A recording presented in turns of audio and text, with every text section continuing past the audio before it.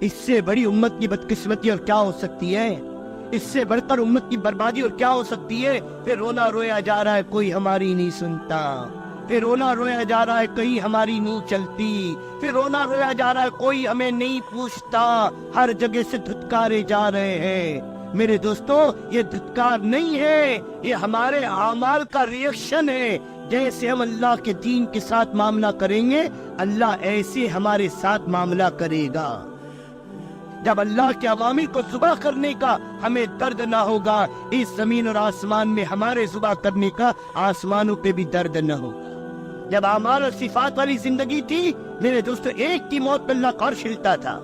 ایک کولی کے اندر اتنی طاقت تھی کہ اس کی 2 رکعت نماز اور ہاتھ اٹھا کے دعا مانگنا سوچے آسمان کے فرشتے کو زمین پر لاتا تھا۔ آج 30 لاکھ آدمی بیت اللہ کا پردہ پکڑ کر اللہ سے دعا مانگ رہا ہے اور اللہ کا غیبی نظام حرکت میں نہیں آ رہا۔ کیا بات تھی؟ کل تک امت کا کولی میں اتنے اندر اللہ سے تعلق تھا، آج 30 لاکھ حاجی بیت اللہ کا پردہ پکڑ کر امت کے لیے فیصلے نہیں کروا پا رہا ہے۔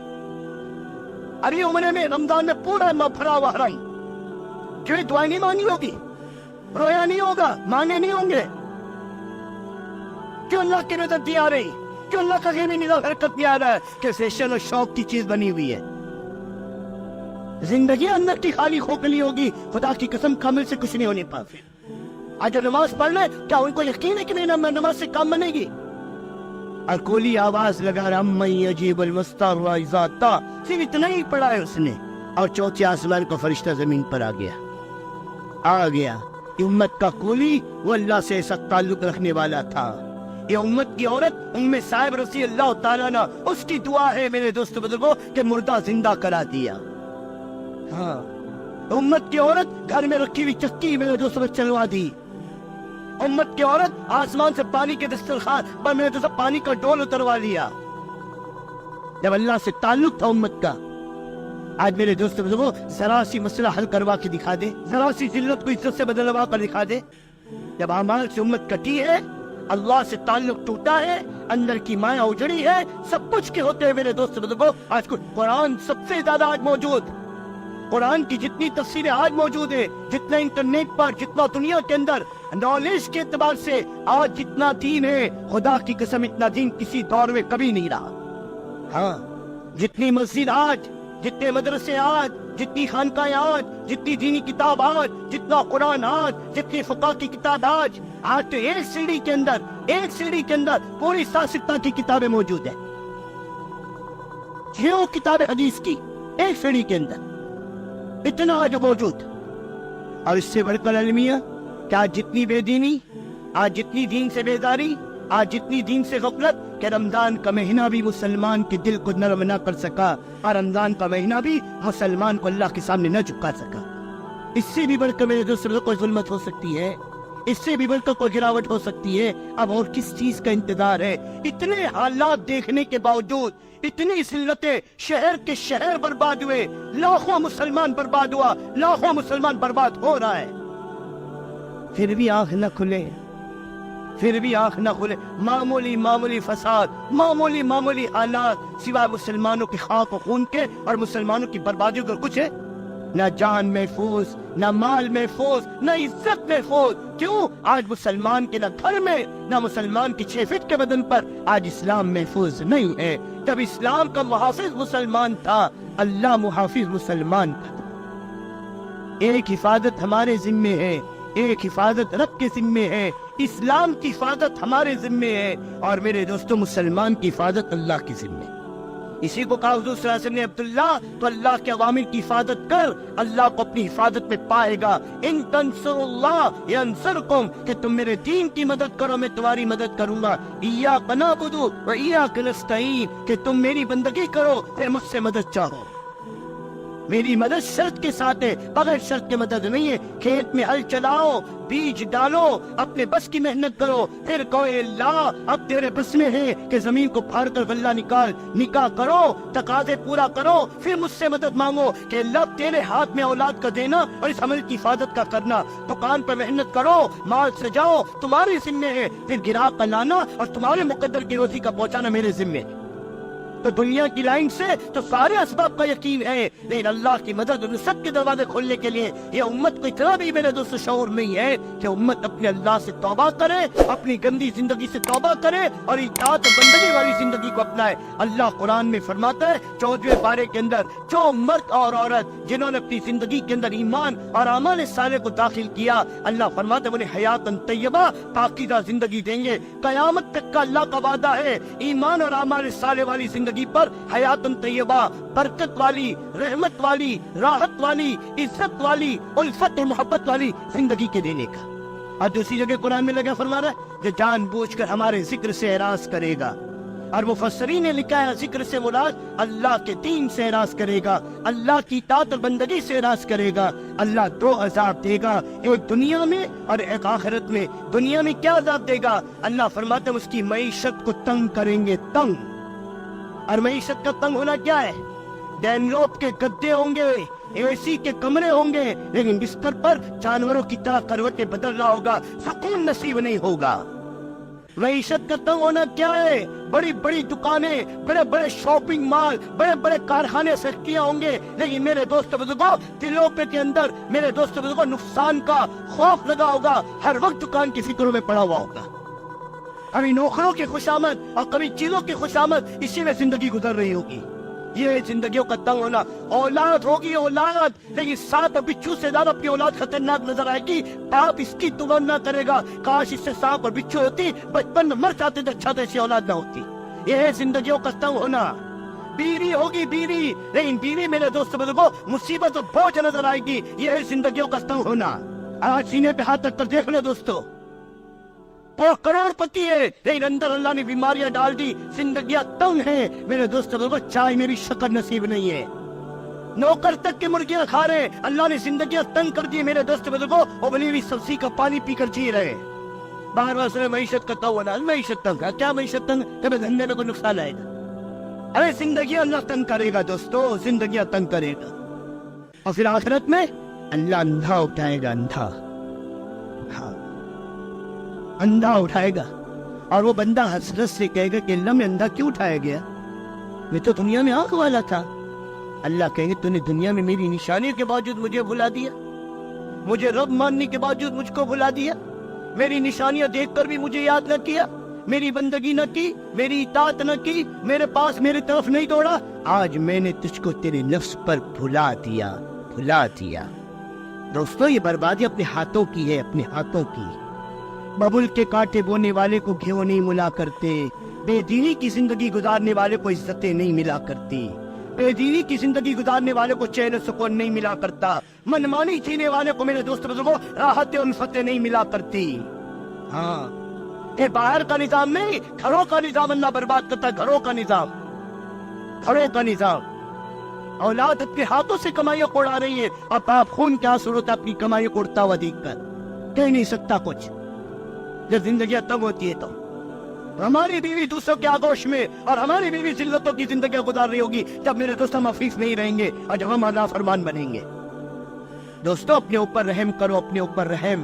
بے دینی ظلم ہے، ظلم، بے دینی بغاوت ہے، بغاوت، بے دینی اللہ کا عذاب ہے، عذاب، اور بے دینی آگ ہے، آگ۔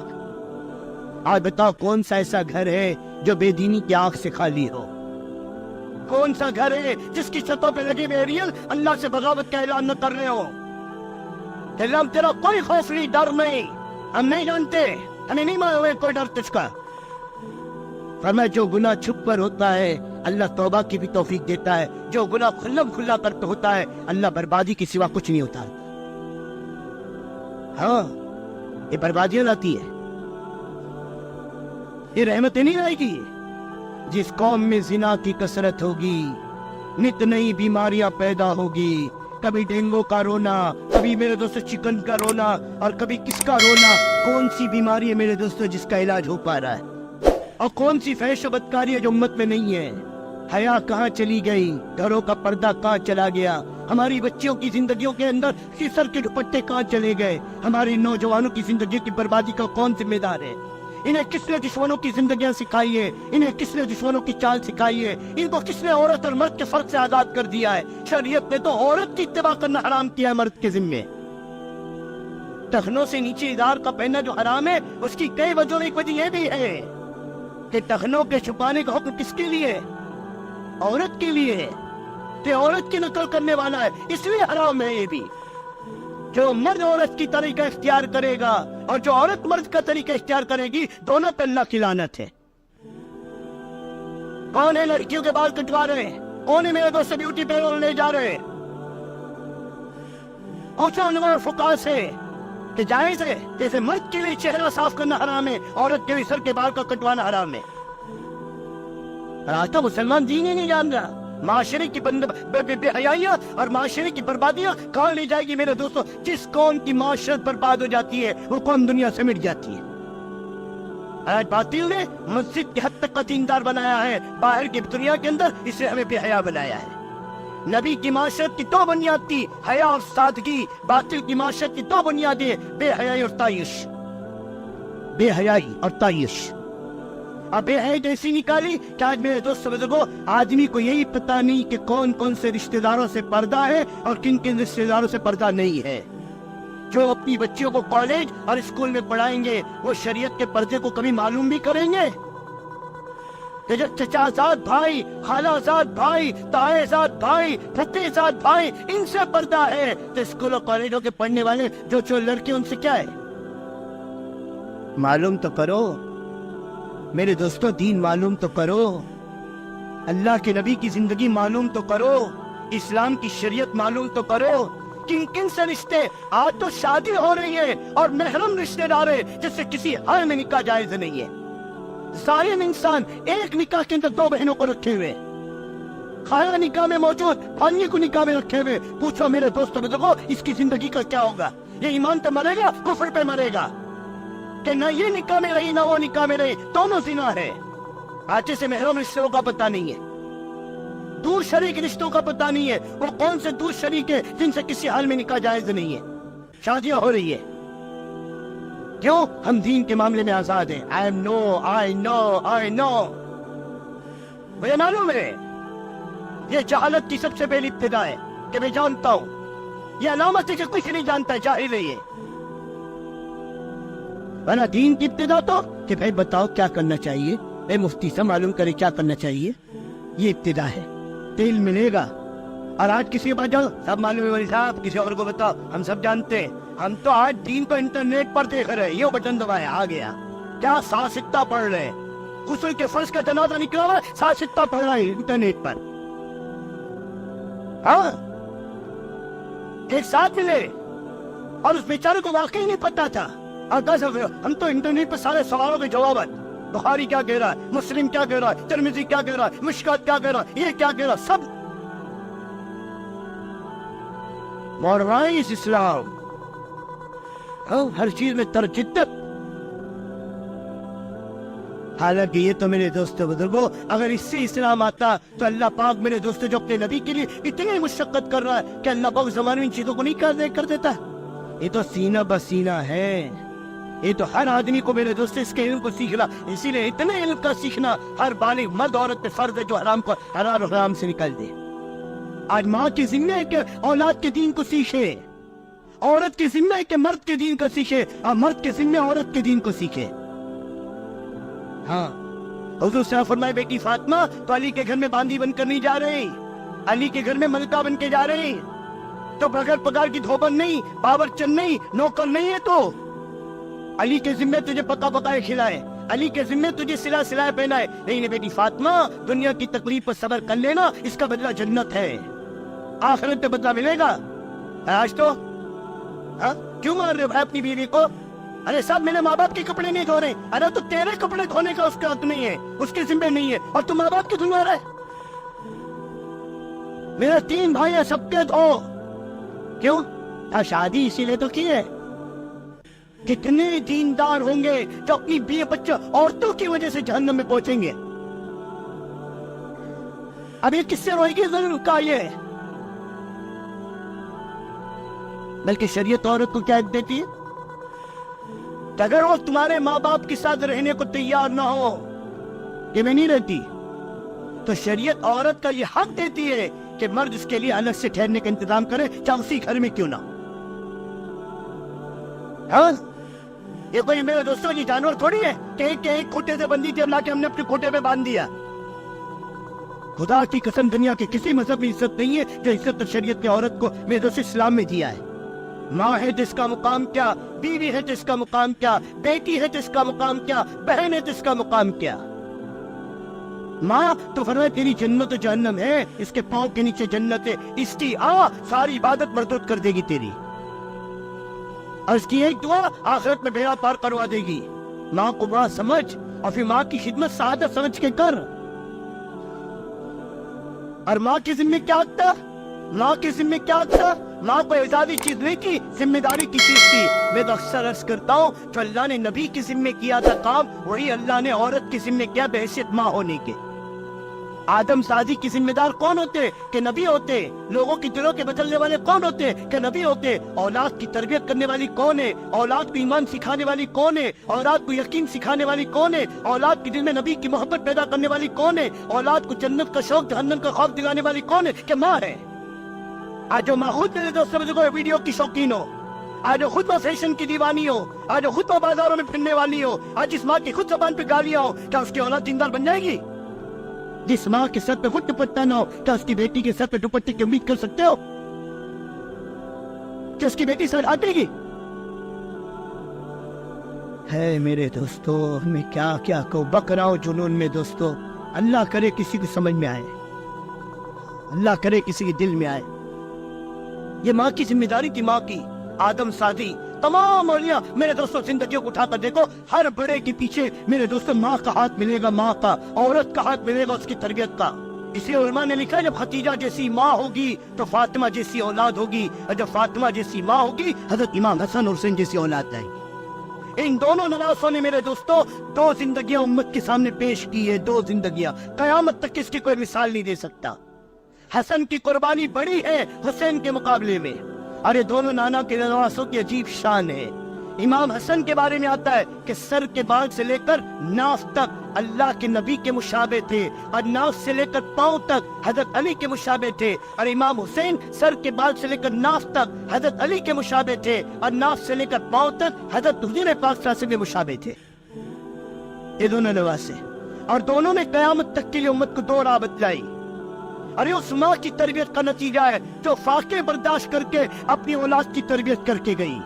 वो फातिमा का दूध था, वो फातिमा की कुर्बानी थी, वो फातिमा का तकवा था जिसने इमाम हसन हुसैन जैसी औलाद को बनाया। कि फाके की हालत में बाप के पास आई है, बाप के पास अपने अली शोहर के कहने पर मिजाजी खुदा के हुक्म से, और जब अपने बाप के सामने हाल रखा कि फरिश्तों की गिज़ा अल्लाह का जिक्र है, जानवरों की गिज़ा घास और पत्ते हैं, हम इंसानों की गिज़ा क्या है। अल्लाह के नबी अपनी बेटी के भूख और हाल को देख रहे हैं कि चेहरा सर्द पड़ा हुआ है, आंखें अंदर को धसी हुई है, पेट कमर को लगा हुआ है, कपड़े पर तेवन लगे हुए। ये दो जहां के सरदार की बेटी का हाल है हाल। हालांकि इस खानदान को कुर्बानी की क्या जरूरत थी दोस्तों? अल्लाह का नबी मेरे दोस्तों इसकी बुलंदी को कौन अंदाजा कर सकता है? बेटी जो खातून जन्नत हजरत अली के बारे में अल्लाह का नबी कह रहा है कि जन्नत में इसका घर मेरे घर के सामने, हजरत हसन और हुसैन के अहला शबाब अहले जन्नत के जन्नत पे जाने वाले नौजवानों का सरदार है, सबको दुनिया में जन्नत की बशारत मिल चुकी, इनके सब कुर्बानी की क्या जरूरत है? क्या जरूरत थी इस खानदान की कुर्बानी? और बेटी आई अपने बाप के पास, जब बजान फरिश्तों की गिज़ा अल्लाह का जिक्र है, जानवरों की गिज़ा घास और पत्ते, हम इंसानों की गिज़ा क्या है? आका मदनी समझ गए मेरी बेटी को भूख ने सताया। इस हाल में अल्लाह के नबी अपनी बेटी का इम्तिहान ले रहे, कहीं भूख ने आके ने मेरी बेटी की निगाह आखिरत से तो हटा नहीं दी, मेरी बेटी की निगाह को आखिरत से दूर तो नहीं कर दी। अल्लाह के नबी ने अपनी बेटी के सामने दो चीजें पेश की। ए बेटी फातिमा, 5 बकरियां हैं, इनको ले जा, इनके गोश्त से हड्डी से भूख मिटा, प्यास बुझा, तेरी चंद दिन की भूख मिट जाएगी। अब बेटी फातिमा अगर तू कहे तो मैं तुझे 5 बकरियां दूं, 5 कलमात याद करा दूं जो जिब्राइल मुझे सिखा कर गए। कि भाई दोस्तों दोनों नहीं दे सकते इस हाल में? एक बाप नहीं दे सकता था अपनी बेटी को कि मेरी बेटी का हाल देखो। इस हाल में भी अल्लाह के नबी के कहीं हजरत खतीजा की तरबियत का निजाम में कोई फर्क तो नहीं आया। और वो भी इमामुल अंबिया की बेटी थी, हजरत खतीजा की तरबियत थी। बेसाख्ता इस बात को सुन के कहने लगे, बाजान मैं अपनी तकदीर पर, अपने बाप की बतलाई तदबीर पर राजी हूँ, आप मुझे 5 कलमात याद करा दे जो मेरी आखिरत में काम आए। ایک بار آئی تھی باندھی مانگنے کے لیے تصویر فاطمہ کا تحفہ پوری